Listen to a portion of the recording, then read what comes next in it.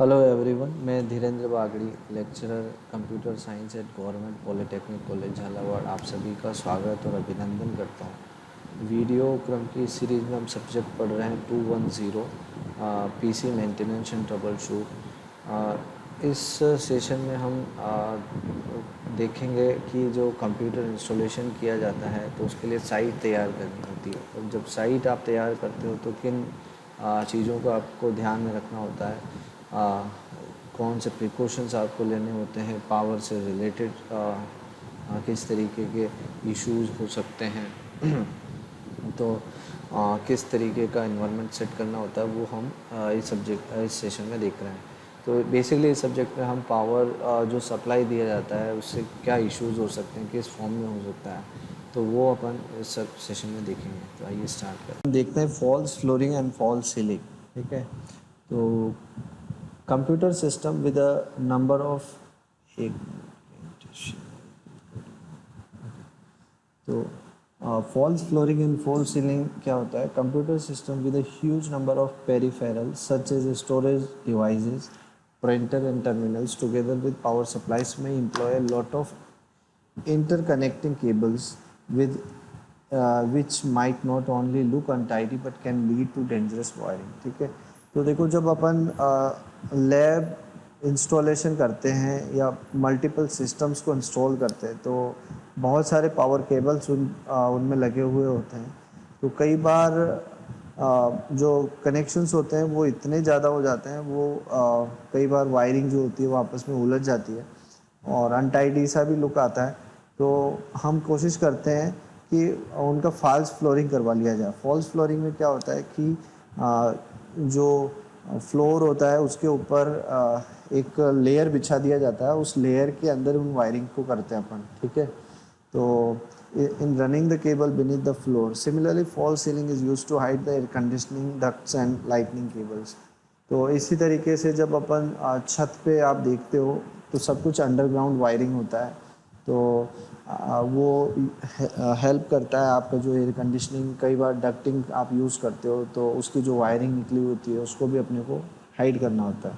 False ceiling also reduces the room height, thus decreases the volume of space to be air condition. ठीक है, तो ये false flooring and false ceiling requirement होता है, ये अपने को ध्यान में रखना होता है जब अपन साइट प्रिपेयर करते हैं सिस्टम के इंस्टॉलेशन की या मल्टीपल सिस्टम इंस्टॉलेशन की। Right, fire protection system. तो fire is often a major threat to be physical security of computer installation. ठीक है, आशुतोष मेरी आवाज़ समझ में आ रही है? कोई दिक्कत तो नहीं है? नहीं सर, कोई दिक्कत नहीं। ठीक है, तो इसी तरीके से अपन कंटिन्यू करेंगे इस सब्जेक्ट को। ठीक है, मैं अलग से कुछ नहीं बताऊंगा, जो जो चीज़ें होंगी अपन इसी बुक को रेफ़र करेंगे। ठीक है, अगर यहाँ पे समझ में नहीं आता है तो आप मुझे इंटरप्ट करके पूछ सकते हो। ठीक है, okay sir. Okay. Fire is often a major threat to the physical security of computer installation. The loss is not only of the system but also the valuable data stored in them. Loss of data may even destroy an entire business. Fire may be detected and extinguished quickly to avoid any serious damages to equipment and data stored।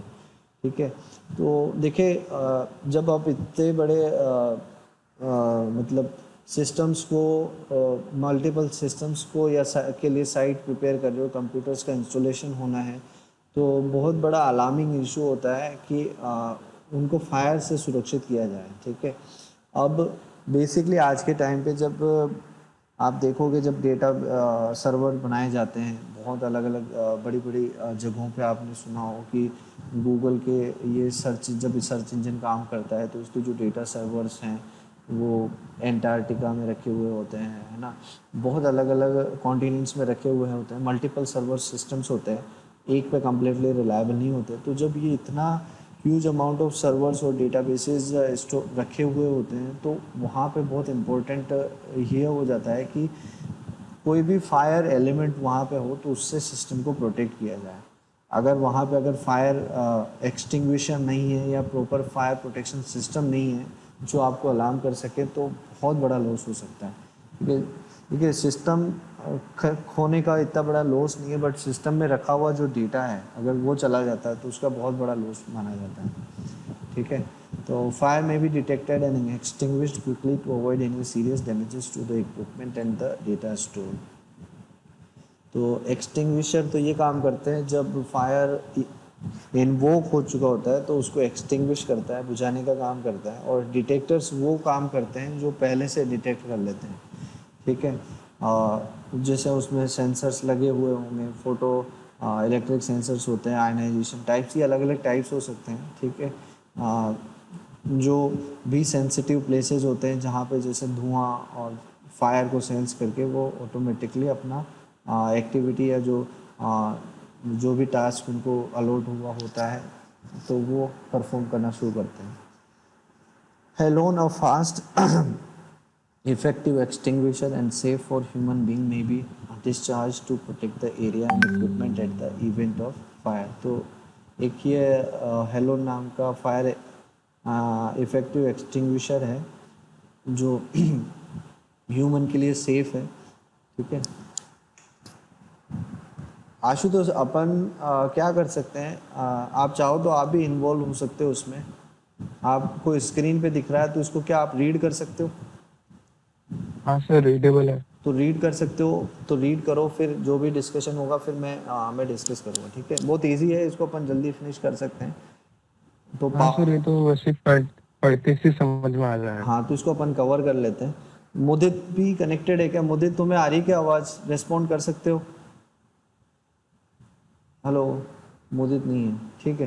तो आप इसको पढ़ो, power supply से continue करते हैं, ठीक है। Start करो। A clean AC power supply source is fundamental to operation of most sensitive electronic equipment like computer, medical equipment, and telecom communication system. Of all the devices which rely on AC power, computer are most probably the most sensitive to power distribution and failure. Disturbances In and computer failures. हाँ, disturbances. Correct. In computer system, any power interruption, even of the order of millisecond, and cause loss of data. The entire system of malfunctioning or fail, and the loss of computer time resulting in extinguished fine physical financial loss and inconvenience. ठीक है। तो देखो अपन जब computer installation कर रहे हैं तो computer installation में कंप्यूटर्स इन्वॉल्व हैं और पावर केबलिंग इन्वॉल्व है और मेजर सोर्स पावर का होना ज़रूरी है, ठीक है। तो एक्चुअल में जो कंप्यूटर काम करता है ना, पूरा रिलाय करता है अल्टरनेट करंट पावर सप्लाई पे, एसी पावर सप्लाई पे, ठीक है। तो अगर थोड़ा सा भी डिस्टरबेंस और फ्लक्चुएशन पावर में होता है तो सिस्टम जो है प्रॉपरली वर्क नहीं कर पाता है, ठीक है। तो कई बार आपने देखा हो सिस्टम्स के साथ साथ में यूपीएस लगाए जाते हैं, ठीक है। या हाँ, जैसे ही फ्लक्चुएट होता है तो वो फ्लक्चुएशन नलीफाई होके यूपीएस उसको क्लियर कर देता है, उसको कंटिन्यूस पावर सप्लाई मिलता है, ठीक है। देखो सबसे बड़ा जो इशू होता है कि पावर सप्लाई के कारण आपका जो सिस्टम है, सिस्टम में लगे हुए कंपोनेंट्स हैं, हार्ड डिस्क हो सकता है, बहुत सारे हार्डवेयर्स हो सकते हैं, वो कंप्लीटली डैमेज हो जाए, ठीक है। हार्ड डिस्क में रखा हुआ डेटा आपका डैमेज हो गया, वो आप उसको रिकवर नहीं कर पा रहे हो, तो ये बहुत बड़ा लॉस है, ठीक है। तो और कई बार हो सकता है कोई ऐसा हार्डवेयर में इतना ऐसा इशू आ गया जो उसका एक्चुअल में जो वर्किंग होना था वो वर्किंग नहीं हो रहा है, कुछ डिफरेंटली वर्क कर रहा है। तो ये सब रिजल्ट्स होते हैं आपके पावर सप्लाई के कारण, अगर जब तक उसको क्लीन पावर सप्लाई नहीं मिलता है, ठीक है। नेक्स्ट, पावर सप्लाई प्रॉब्लम्स, ये पढ़ो। nowadays the user of spontaneous sophisticated. sophisticated electronic equipment are aware of the problems with electrical problems. The power supply, which appears to be clean and steady for many of the ordinary household appliances, is not suitable for computer system.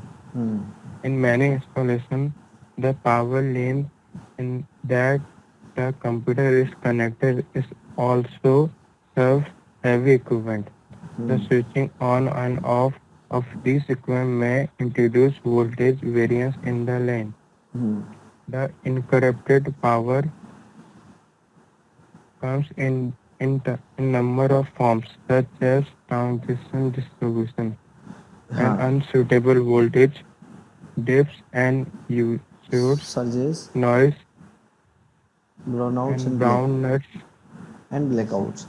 देखो अब जब अपन बात कर रहे हैं जो power supply के कारण समस्याएं होता है, ठीक है, तो ये समस्याएं हो सकता है इसके जो जो भी पावर करप्ट हो रहा है तो ये अलग अलग फॉर्म में हो सकता है। ट्रांजिएंट डिस्टरबेंस के फॉर्म में हो सकता है, ठीक है, वोल्टेज जो है आपका वो अनस्टेबल हो सकता है, डिप्स एंड सर्जेज होता है। अब ये डिप्स एंड सर्जेस क्या है ये अपन नेक्स्ट पढ़ेंगे।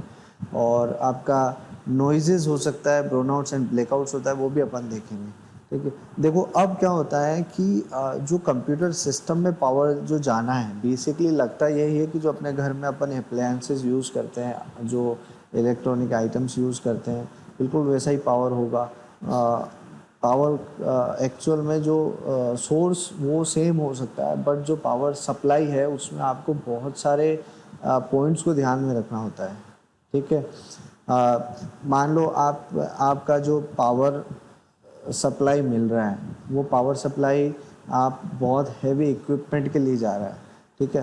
अब बहुत हैवी इक्विपमेंट के लिए पावर सप्लाई जा रहा है जो बहुत बड़ा काम करने के लिए है, लेकिन आपने उसी सप्लाई से अपने कंप्यूटर सिस्टम को भी पावर देने का काम किया तो ये बहुत बड़ा इशू क्रिएट कर सकता है, ठीक है। It can damage create a damage to the system, right. तो जो अपन कंप्यूटर में पावर सप्लाई देते हैं तो एक तो नीट एंड क्लीन होना चाहिए, इसका वोल्टेज फ्लक्चुएशन का ध्यान रखना चाहिए, जो भी इक्विपमेंट्स इसमें लगने हैं जो अलार्म कर सके या जो अवॉइड कर सके वो अपने को पहले से लगाने होते हैं, ठीक है। अब जो फॉर्म्स होता है जो पावर करप्ट हो चुका है उसके फॉर्म्स को अपन देखते हैं। तो ट्रांजिएंट ट्रांजिएंट करके एक फॉर्म है जो इसका मतलब होता है transient is an any brief change in power that does not repeat itself, ठीक है। एक बहुत छोटा सा चेंज होता है जो अपने आप को रिपीट नहीं करता। It can be under voltage और एन ओवर वोल्टेज, ठीक है। तो जैसे मान लो आपके सिस्टम को 220 वोल्ट चाहिए, ठीक है, बट जैसे ही 220.01 वोल्ट आया या 219.9 वोल्ट आया, ठीक है, तो समझ में आ रहा है कितना छोटा सा चेंज है। ये आपका इसको बोलते हैं मोमेंटरली, या तो ये अंडर वोल्टेज हो सकता है या ओवर वोल्टेज हो सकता है। तो अंडर वोल्टेज जो होता है, जैसे मिलना आपके सिस्टम को 220 वोल्ट चाहिए, मिला आपके सिस्टम को रहा है 219.9 वोल्ट, तो ये मोमेंटरली अंडर वोल्टेज हो गया तो इसको अपन बोलना सैग, ठीक है। और 220.1 हो रहा है इसको अपन बोल रहे हैं ट्रांजिएंट, ठीक है, सर्ज अपन इसको बोल रहे हैं। तो ये सैग्स एंड सर्ज को ही अपन क्या बोलते हैं ट्रांजिएंट, जो मोमेंटरली चेंज होते हैं बट रिपीट नहीं करते हैं, ठीक है। तो इसकी वजह से भी आपके सिस्टम आपका जो पावर है वो करप्ट हो सकता है, ठीक है। स्पाइक्स एंड सर्जेस की अगर अपन बात करें the deadliest power line problem is over voltage, ठीक है।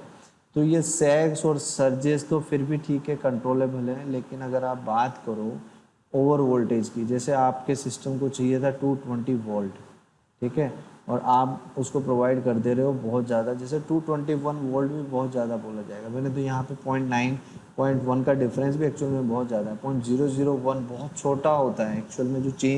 जो अंडर वोल्टेज और ओवर वोल्टेज की बात करते हैं ना अपन, वो जो डिफरेंस है ना बहुत छोटा होता है, नेग्लिजिबल होता है, but that can also reduce, that can also affect the system, right.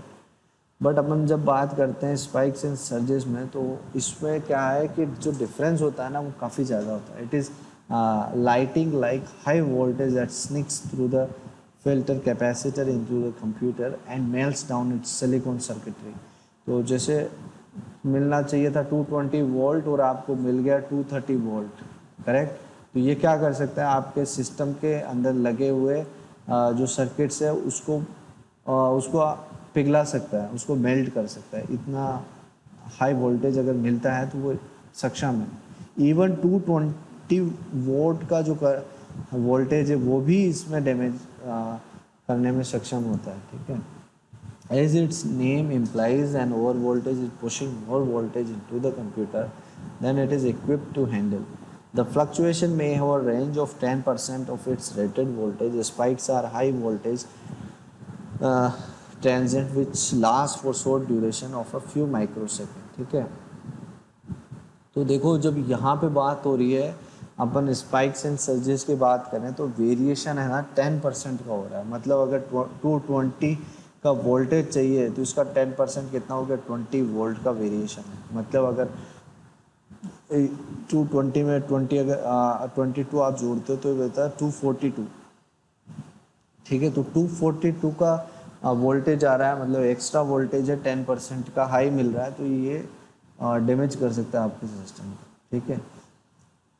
The fluctuation may have a range of 10% to its rated voltage and spikes have high voltage transient and which last for short duration। अब देखो अपने को 220 मिलना चाहिए था, मिल रहा है 240, मतलब प्लस 10% का इंक्रीमेंट है, तो इसको अपन बोलते हैं स्पाइक्स, ठीक है। इसको बोलते हैं अपन स्पाइक्स।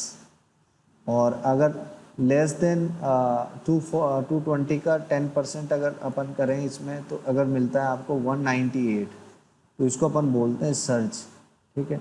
अब ये सर्ज और स्पाइक बेसिकली आपके जो ट्रांजिएंट्स हैं, सैग्स एंड सर्ज, तो वैसा ही होता है, बट यहाँ पे जो है वो इनका जो क्वांटिटी है, ठीक है, काफ़ी ज़्यादा होता है। वहाँ पे बहुत बहुत कम होता है और मोमेंटरली थोड़े से सेकंड के लिए होता है। और ये जो स्पाइक्स एंड सर्जेस हैं यहाँ पे ये कुछ देखो जो स्पाइक आपका होता है ये कुछ सेकंड्स के लिए होता है, फॉर फ्यू माइक्रो सेकेंड। और सर्जेस आपका है high voltage transient which last for longer duration and will stretch for many seconds, ठीक है। Spikes are high voltage transient will last for short duration of microseconds and surges are high voltage। अब ये अपन surges यहाँ पे compare कर रहे हैं, ये वाला सर्ज और इसका जो स्पाइक की कंपेयर कर रहे हैं। तो जो 10% के कारण हाई वोल्टेज आ रहा है उसको तो अपन बोल रहे हैं स्पाइक्स, और बहुत ही कम डिफरेंस जैसे बहुत माइन्यूट इंक्रीमेंट हो रहा है वोल्टेज में, जैसे 221 या 220.01, इस तरीके को अपन बोल रहे हैं सर्ज। तो जो आपका स्पाइक और सर्ज में है एक अंतर तो ये है, ये जो डिफरेंस होता है वोल्टेज का स्पाइक्स में बहुत ज़्यादा होता है और सर्ज में क्या है डिफरेंस कम होता है, बहुत माइन्यूट होता है। स्पाइक्स क्या है थोड़े समय के लिए रहता है, सर्ज जो है आपका लंबे समय के लिए रह सकता है और अपने आप को स्ट्रेच भी कर सकता है, कई मिली सेकेंड्स तक रह सकता है, ठीक है। समझ में आ रहा है? ठीक है, हाँ समझ में आ रहा है। ओके, नेक्स्ट पढ़ो blackouts and brownouts. Besides over voltage or over current condition, other problems can occur with incoming power. They are blackout and brownouts. Over due to under voltage without switching off. If the power supply If supply voltage dips and sags for a short duration, it is called brownout. Most PC are designed to withstand prolonged voltage dips of about 20% without shutting down. Deeper dips or blackout may switch off the power good signal and shut down the computer suddenly, but they may cause the most detrimental effect on equipment and data file. ठीक है। तो इसमें क्या समझ में आया कि अपन इसकी जो बात करते हैं ये अंडर वोल्टेज की बात होती है, और यहाँ पे जो डिफरेंस हो सकता है ना वो 20% तक का हो सकता है, वोल्टेज डिप्स कर जाए 20%, ठीक है।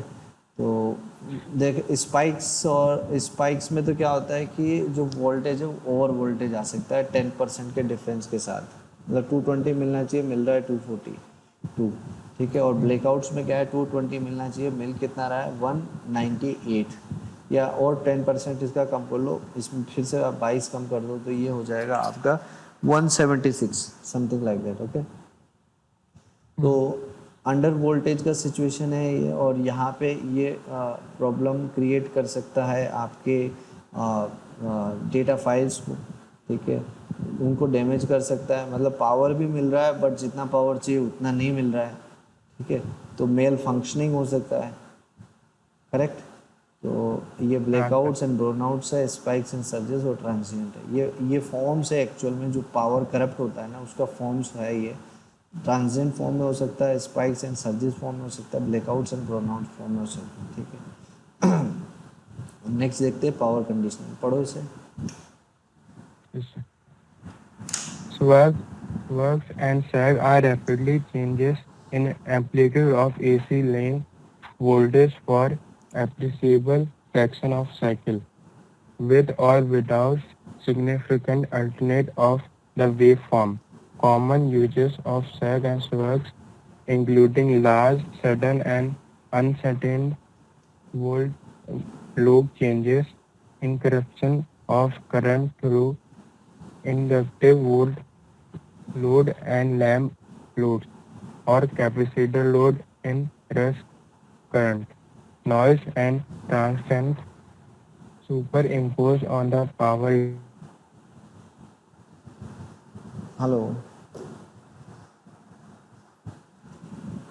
Hello,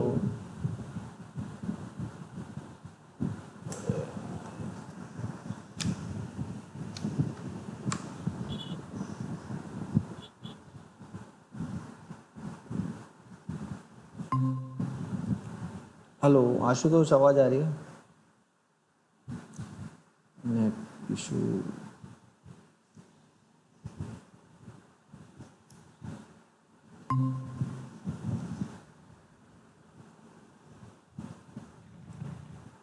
hello. हाँ आशुतोष, आवाज़ आ रही है क्या? हाँ सर, आ रही है आवाज़। यार एक्चुअली में नेट का इशू है कॉलेज में, तो ये 2 मिनट रुको, मैं इसको शेयर कर रहा हूँ फिर से। अभी स्क्रीन ठीक है विजिबल है? सर। सर एक सेकंड। हाँ सर, दिख रही है। ठीक है। एक बार फिर से इसे पढ़ो, पावर कंडीशनिंग को। Okay sir. Swag are the rapid changes in the amplitude of AC line voltage for appreciable fraction of second, with or without significant alternation of waveform. Common uses causes of swag as well, including sudden and sustained load changes, interruption of current through inductive load and lamp load, or capacitor load in rush current, noise and transient superimposed on the power line are most common power disturbance. Power lane noise can be caused by lightning or poor grounding and radio or TV transmission. ठीक है, तो देखो जब power supply किया जाता है तो एक उसको बेसिकली तैयार किया जाता है कि इस के थ्रू कितना वोल्टेज भेजना है, कितने वोल्टेज का पावर सप्लाई है। इवन कई बार ऐसा होता है कि जो एक्सटर्नल फैक्टर्स होते हैं, ठीक है, वो उसको फ्लक्चुएट कर सकते हैं, ठीक है। जैसे अपन ने फॉर्म्स तो देखा ही है इसका, कि जो ट्रांजिएंट फॉर्म्स होता है, स्पाइक्स एंड सर्जेस फॉर्म होता है, ये एक्चुअल में डिस्टोर्टेड फॉर्म होता है आपके पावर का। डिस्टोर्टेड उसको बोलेंगे जो रिक्वायर्ड इतना है और मिल कुछ और रहा है, ठीक है, तो ये इस फॉर्म में हो सकता है। अब बेसिकली जब अपन बात करते हैं कि अपने को पावर सप्लाई मिलना चाहिए और कारण क्या होते हैं, ठीक है, चेंज होने के कारण क्या हो सकते हैं, जैसे अ, अ, जो डिस्टरबेंस हो सकते हैं वो एक्सटर्नल नॉइजेज हो सकता है, ठीक है। आपका लाइटनिंग हो सकता है, जैसे बिजली चमक गई कई बार, जैसे आपने वायरिंग अंडरग्राउंड की तो कई बार वायर डैमेज होने की वजह से आपका जो पावर एक्चुअल में जो सप्लाई होना चाहिए था वो एडिक्वेट नहीं है, ठीक है। कई बार आपका जो पावर सप्लाई है वहाँ वो ऐसी जगह से जा रहा है जहाँ पे रेडियो और टीवी ट्रांसमिशन होता है, ठीक है, तो इसकी वजह से भी नॉइज़ क्रिएट हो सकता है। तो ये कंडीशनिंग्स हैं जिसके कारण आपका पावर फ्लक्चुएट हो सकता है। ठीक है, सर आपकी स्क्रीन में दिख रही है। 1 मिनट यार, शेयर करता हूँ फिर से।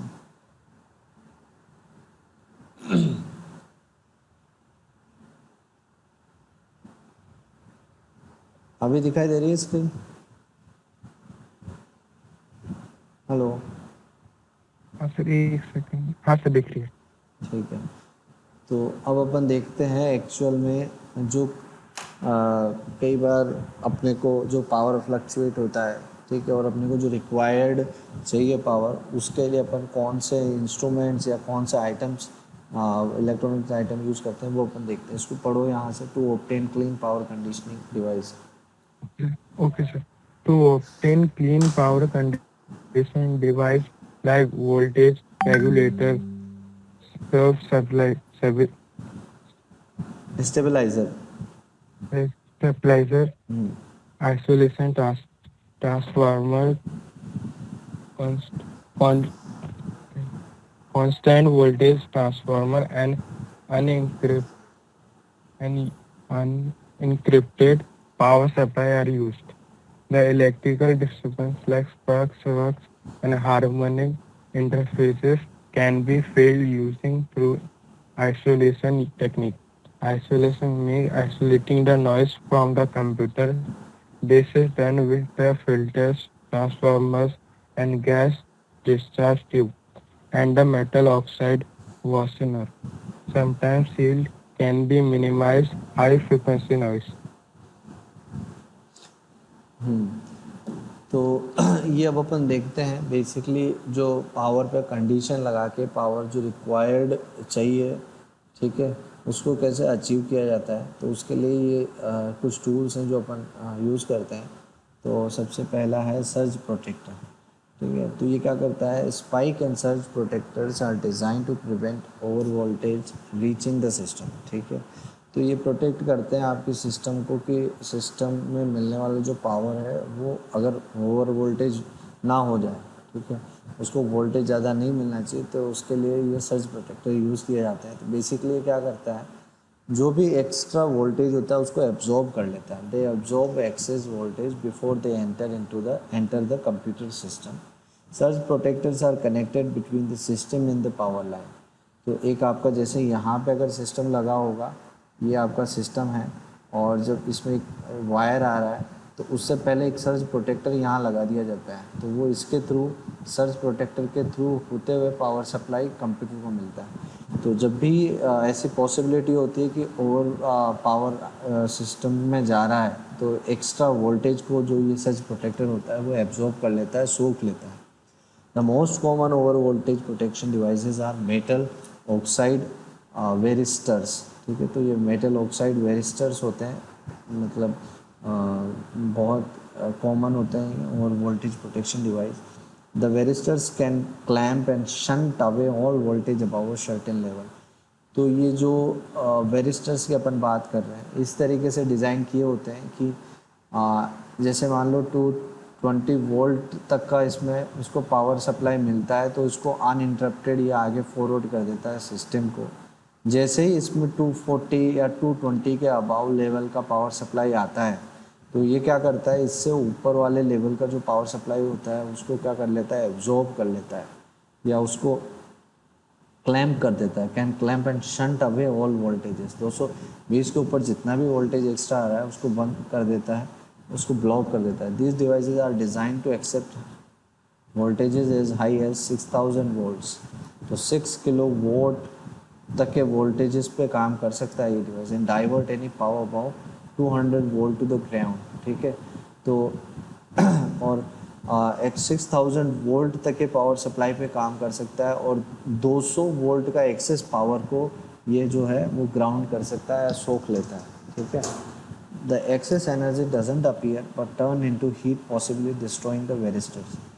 तो जो भी एक्सेस का वोल्ट आया और ये इसको जो डिसअपियर कर रहा है या एब्जॉर्ब कर रहा है, इसका मतलब ये नहीं कि वो गायब हो गई, वो हीट के फॉर्म में जनरेट होती है और कई बार कारण भी बनती है इन वेरिस्टर्स के डिस्ट्रॉय का।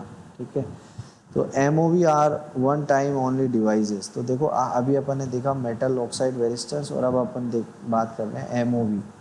तो ये वन टाइम ओनली डिवाइसेस होते हैं, can also be destroyed by number of small surges. ठीक है, तो अपन जब सर्जेस की बात करते हैं, सर्जेस और सर्जेस क्या है, बहुत स्मॉल वेरिएशन होता है ओवर वोल्टेज। ठीक है, जो ओवर वोल्टेज आता है, तो जो डिफरेंस एक्चुअल में ओवर वोल्टेज और एक्चुअल वोल्टेज में मिलना चाहिए था, उसको अपन सर्ज बोल रहे हैं। तो ये जो है M O V one time device होता है, ये अगर आप लगाते हो तो ये सर्जेस के लिए काम करता है। लेकिन इनका भी क्या लिमिट होता है, एक से जैसे 50 सर्जेस झेलने के लिए ये एम ओ वी जो डिवाइस है वो सक्षम है। जैसे 51वां आया, ये खुद डिस्ट्रॉय हो जाता है। ठीक है, the most important characteristic of surge protection और surge isolation devices are how fast they work and how much energy they can dissipate. तो जब अपन सर्ज प्रोटेक्टर की बात करते हैं, उसको लगाना होता है सिस्टम, कंप्यूटर सिस्टम से पहले और पावर लाइन पे। तो ये देखते हैं अपन, उसका ये विशेषता देखते हैं कि एक्चुअल में ये कितना फास्ट काम करता है और कितनी एनर्जी डिसिपिएट करता है। जितना फास्ट काम करेगा और जितनी ज़्यादा एनर्जी डिसिपेट करेगा, उतना ही इसको अच्छा सर्ज प्रोटेक्टर बोला जाएगा। ठीक है, समझ में आ रही है बात आशुतोष? हाँ सर, समझ में आ रहा है। ठीक है, वोल्टेज रेगुलेटर पढ़ो, ये वोल्टेज रेगुलेटर को पढ़ो। ठीक है sir. The voltage regulator act as a buffer between power line and the system. They keep varying voltages within the range that that will keep the will run PC, but it does not offer no protection against step, sag, and blackout. With solid state voltage regulator are uses use semiconductor to comprehend compensate. for compensate for line voltage variation. The resistant transformer regulator are also used to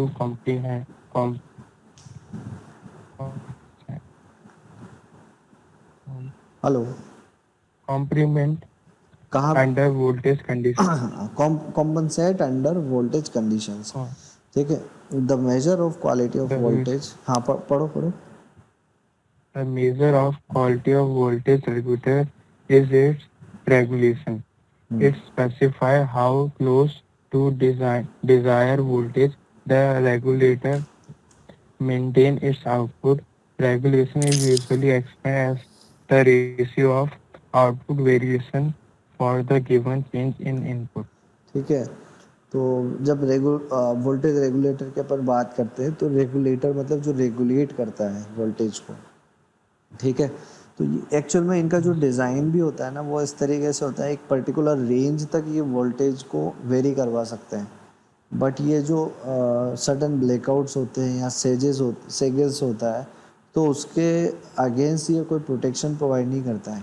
ठीक है, एकदम से बहुत ज़्यादा स्टिप स्टिप का मतलब है जैसे अभी जो वेरिएशन आ रहा है, बहुत माइन्यूट वेरिएशन, और एकदम से बहुत ज़्यादा वेरिएशन आ गया। ठीक है, तो वहाँ पे ये जो वोल्टेज रेगुलेटर है ना, ये फेल हो जाते हैं। जो जो थोड़ा बहुत फ्लक्चुएशन होता है, बहुत कम रेंज का जो फ्लक्चुएशन है, उसको तो ये बियर कर लेते हैं। बट एकदम से स्टिप, समझ रहे हो ना, स्टिप का मतलब एकदम से हाँ सर। बहुत ज़्यादा डिफरेंस वाला वेरिएशन आ गया, तो उस पर ये सर्वाइव नहीं कर पाते हैं। ठीक है, तो solid state voltage regulator use है, सेमी कंडक्टर इसमें यूज़ किए जाते हैं। ठीक है, लाइन वोल्टेज वेरिएशन के लिए सेमीकंडक्टर यूज़ करे जाते हैं, और फेरो रेजोनेंट ट्रांसफॉर्मर रेगुलेटर को यूज़ किया जाता है वोल्टेज कंडीशंस को कंपनसेट करने के लिए। ठीक है, तो दो चीज़ें होती हैं, तो सेमीकंडक्टर्स होते हैं और फेरो रेजोनेंट ट्रांसफॉर्मर्स इसमें होते हैं। ठीक है, the measure of quality of voltage regulator is it's regulation. तो अगर आप बात करो कि कितना अच्छा वोल्टेज रेगुलेटर है, तो जितना अच्छा ये रेगुलेट करता है, ठीक है, रेगुलेशन जितना अच्छा है इसका, तो वही इसकी क्वालिटी बताता है। It specify how close to the desire voltage the regulator maintain its output, and regulation is usually express as the ratio of output variation for a given change in input. तो ये इसका purpose है voltage regulator का। Next अपन देखते हैं isolation transformers. तो इसको पढ़ो, आइसोलेशन ट्रांसफॉर्मर को पढ़ो। Okay. One way of compress superposing sparks and surge in the main supply is to isolate them electrical using isolation transformer. Isolation transformer have primary and secondary windings with winding ratio 1:1. As primary and secondary windings are electrical, isolated and connected magnetically, isolation transformer effectively suppress surge as sparks and line noises. They cannot offer any protection against voltage aggregation or over voltage condition or blackout or power failure conditions. ठीक है, तो isolation transformers क्या है, suppress करता है आपके जो spikes and surges हैं, जो डिस्टोर्टेड फॉर्म ऑफ पावर है, जो अपन ने देखा एक फॉर्म होता है स्पाइक्स एंड सर्जेस।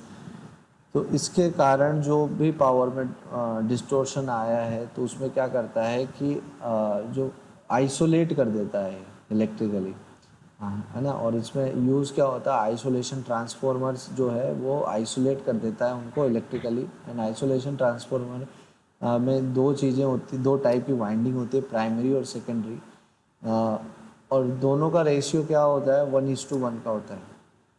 ठीक है, देखो अपन ना इसको ज़्यादा डीप में नहीं पढ़ रहे हैं। अब डीप में आप पढ़ोगे तो इसका पूरा किस तरीके से बना होता है, किस तरीके से वर्किंग होती है, वो सब आप देख सकते हो। बट इस सब्जेक्ट में अपन जब कंप्यूटर साइंस पढ़ रहे हैं तो बेसिक एक प्लेटफॉर्म समझने की कोशिश कर रहे हैं।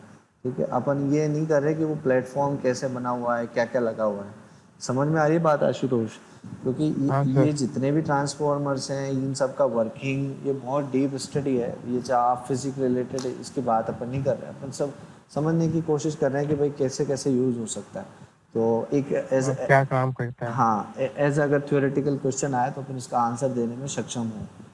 तो और ये कंप्यूटर साइंस में रिलेटेड स्टूडेंट के लिए इतना इम्पोर्टेंट भी नहीं है, बस इतना इम्पोर्टेंट है कि हाँ जब आप साइट तैयार करते हो, लैब इंस्टॉलेशन करना है, सिस्टम्स इंस्टॉलेशन करना है, तो ये चीज़ें आपने ध्यान में होनी चाहिए। ठीक है, as a primary and secondary windings are electrically isolated and connected magnetically. तो ये प्राइमरी और सेकेंडरी वाइंडिंग्स जो होती हैं वो इलेक्ट्रिकली आइसोलेटेड होती हैं और मैग्नेटिकली कनेक्टेड होती हैं। आइसोलेशन ट्रांसफॉर्मर्स इफेक्टिवली, ये जो आइसोलेशन ट्रांसफॉर्मर्स होते हैं ये आपके सर्जेज और स्पाइक्स और जो नॉइज़ होता है उसको तो सप्रेस कर देता है। बट जैसे जहाँ पे बहुत ज़्यादा पावर वोल्टेज का डिफरेंस होता है, ठीक है, या पावर फेलियर कंडीशंस होती है, वहाँ पे ये प्रोटेक्शन आपको नहीं दे सकता। ठीक है, हाँ। इसके बाद अपन देखते हैं लाइन कंडीशनर्स क्या होते हैं। The line conditioner is design to filter the power, bridges the brownouts, suppresses over voltage and current conditions. It is really surge suppressor. The line conditioner is an active device and surge protector device are passive and cheap. Typically, line conditioners are servo stabilizer, constant voltage transformer, standby power supply, UPS and uninterrupted power supply. ठीक है, तो line conditioners का मतलब है, देखो conditioners का मतलब समझ में आता है ना, कंडीशन लगा दी भाई मुझे जो पावर का लाइन आ रहा है उसमें, और उसमें एक्चुअल में जब ये जहाँ कंप्यूटर सिस्टम में लगना है उसको जितना रिक्वायर्ड पावर है वो प्रोवाइड होना चाहिए। फ्लक्चुएट होता हुआ पावर उसमें आएगा तो सिस्टम को डैमेज करेगा, इसलिए इस पावर को कंडीशन करना है। ठीक है, लाइन को कंडीशन करना है, तो ये जो कंडीशनर्स होते हैं ना लाइन में पावर को कंडीशन करने वाले, उसको अपन लाइन कंडीशनर्स बोल रहे हैं। और वो कौन कौन से हो सकते हैं, स्टेबलाइज़र होता है। स्टेबलाइज़र के बारे में सुना हो, जब पुराने टाइम में फ्रिज वगैरह चलाया करते थे, टीवी चलाया करते थे, तो स्टेबलाइज़र लगाते थे लोग। ठीक है, और अभी अपन जो सिस्टम है उसमें यूपीएस लगाते हैं, तो ये भी लाइन कंडीशनर है। ठीक है, अब